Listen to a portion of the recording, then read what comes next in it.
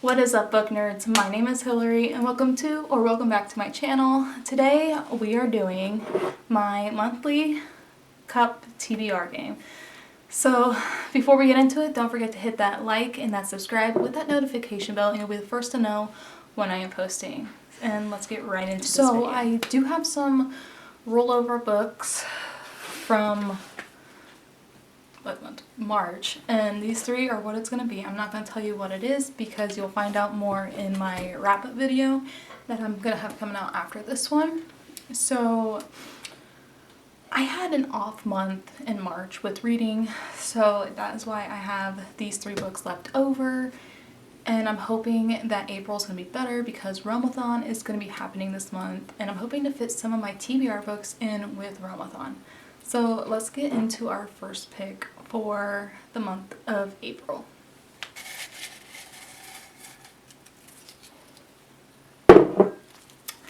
And pick number one is Your Choice. So this can be any book that I want to read, and let me go see what I would want to read for April. So for Your Choice book, I am going to be going with Things We Hide from the Light by Lucy Score. This is the second book in the Knock 'Em Out series, which the first one was Things We Never Got Over, and I absolutely love that book, and I'm excited to read this one because this is in Knox's brother's point of view, and one of the girls that you learned about in the first book, Lena, is also a main character in this book, and I'm excited to go on this journey. Yeah, it's a longer book, but these books are so easy to get read, and like I said, I think I gave the first book 5 stars because I absolutely loved it. Alright, and pick number 2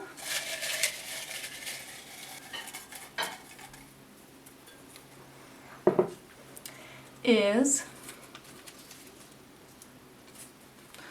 Book on List. So I have a list that I make every year at the beginning, and so it is in my reading journal, so I'm going to go look at that and figure out which book I want to read from that list and let you guys know what I pick out, and I'm hoping it's one that I'm really in the mood for.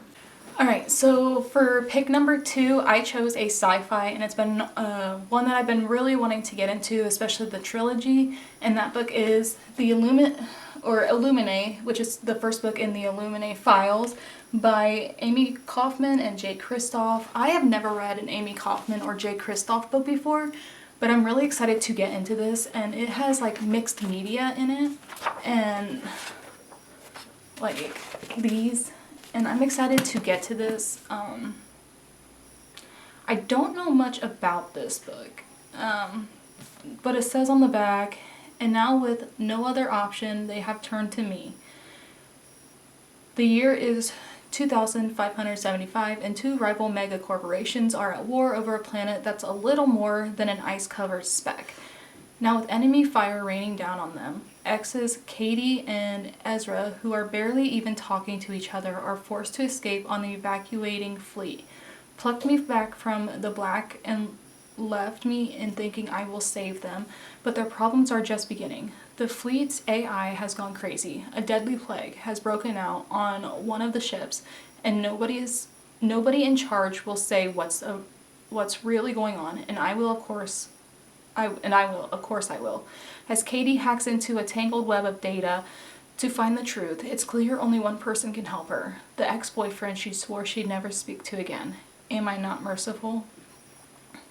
This one sounds really good, just like it has a lot of the sci-fi aspect and like enemies to lovers and forced proximity, and I'm excited to get to this. Yeah, it's big, but I've heard it's easy to get through because of the mixed media in it. So I'm hoping I can use this one for Realmathon. Alright, pick number 3.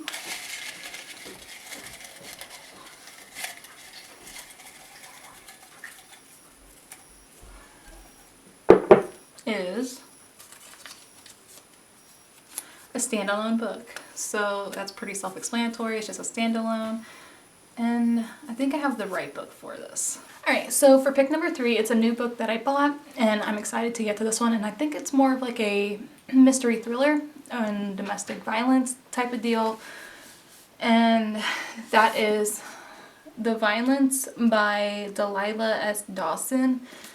I'm just going to read the little blurb on the inside. It says, 3 generations of abused women must navigate their chilling new reality as a mysterious epidemic of violence sweeps the nation in this compelling novel of self-discovery, legacy, and hope. That just makes me more excited to read this and to see how they cope with what they went through and seeing what they go through. And I am very excited to get to this one, and I love this cover because it's so simple. Pick number 4.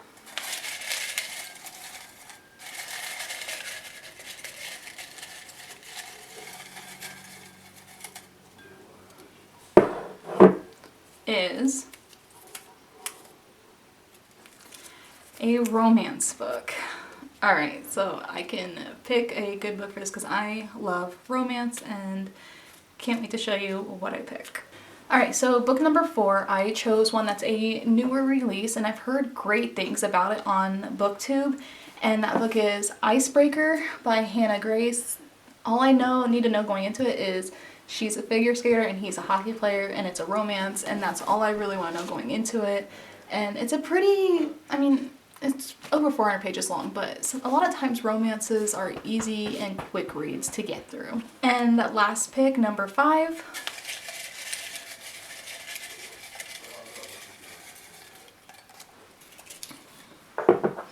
is a 5-star prediction. So this could be any book that I believe is going to be a 5-star prediction for me, and I need to go look at my bookshelves and see what I have and figure out what I think is going to be a 5-star rating and go from there. And the last book that I picked that I think is going to be a 5-star prediction is Notes on an Execution by Dania Kakofka. This one I've heard great things about. I know Katie from Katie Colson, she absolutely loved this book, and it was one of the finalists for the Goodreads Book Awards. And it just says, in the tradition of Long Bright River and the Mars Room, a gripping and atmospheric work of literary suspense that deconstructs the story of a serial killer on death row, told primarily through the eyes of the women in his life, from the best-selling author of Girl in Snow. So this is like victims of the serial killer's family come and talk to him while he's on before he gets executed, and they're telling his story and his point of view on why he did what he did and all that. And I think it's gonna be a great story, and it's not that long, and I'm hoping to get the audiobook for it because I've heard if you listen to it on audio, it's so much better because you get more of a feel of what he was going through at those points in his life. That is a lot of books that I'm going to be reading. I am hoping to fit, like I said, some of these into my Realmathon TBR, and I am planning on doing weekly vlogs for Realmathon all through April, and hoping to have some vlogs out for you and doing a trading my screen time for reading video and going from there. But yeah, like always, if you enjoyed this video, hit that thumbs up and don't forget to hit that subscribe with that notification bell, and you'll be the first to know when I'm posting. And as always, keep on reading, people. Bye!